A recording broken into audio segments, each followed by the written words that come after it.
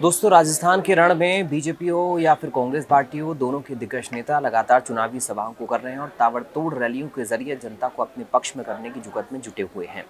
इसी कड़ी में घरसाना पहुंची राजस्थान की पूर्व मुख्यमंत्री वसुंधरा राजे सिंधिया। वहां पर उनकी एक दरियादिली देखने को मिली, या फिर कहें कि वो जब चुनावी सभा को संबोधित कर रही थी और वहां से गुजर रही थी, या वहां से वो लौट रही थी, वहां से वो निकल रही थी, तो एक किसान उनके पास आया और उस किसान की वो मदद करते हुए नजर आई हैं।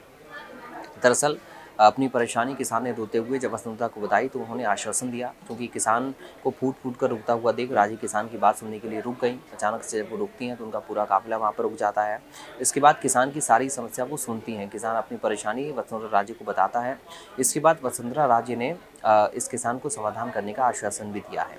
दरअसल गाँव के एलएमबी के महावीर नामक किसान रोते हुए ये बता रहे थे उन्हें कि उनके पास करीब 1 मुरब्बा ज़मीन है, जिसमें से 9 बीघे ज़मीन में उनको सिंचाई का पानी मिलता था, लेकिन कांग्रेस सरकार के दौरान सिर्फ 2 बीघे ज़मीन पर ही पानी दिया जाता था।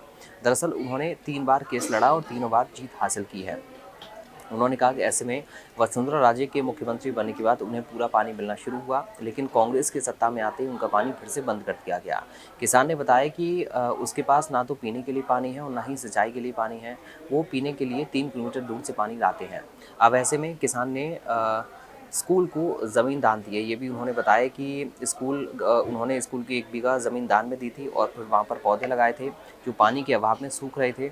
इस किसान ने जानवरों के लिए एक तालाब दान में दिया था और उसमें पानी की कमी है, जो अधिकारी सुनने को तैयार नहीं है। तो ये सारी समस्याएं जब किसान ने वसुंधरा राजे सिंधिया को बताई, तो सिंधिया उनकी बातों को बड़ी गौर से, बड़ी ध्यान से सुन रही थी। इसके साथ ही वसुंधरा राजे सिंधिया ने रोते हुए किसान को चुप कराया और पास में जो उनके पूर्व मंत्री खड़े हुए थे, सुरेंद्र पाल सिंह टीटी, उनको वसुंधरा राजे ने अपने पास बुलाया और किसान की समस्या नोट कर समाधान कराने को कहा। इसके साथ ही वसुंधरा राजे ने कहा कि प्रदेश में किसी भी व्यक्ति के साथ अन्याय नहीं होने दिया जाएगा। इसके बाद वसुंधरा राजे तुरंत वहाँ से चली गई। तो फिलहाल अभी के लिए इस वीडियो में इतना ही, मिलते हैं अगले वीडियो में।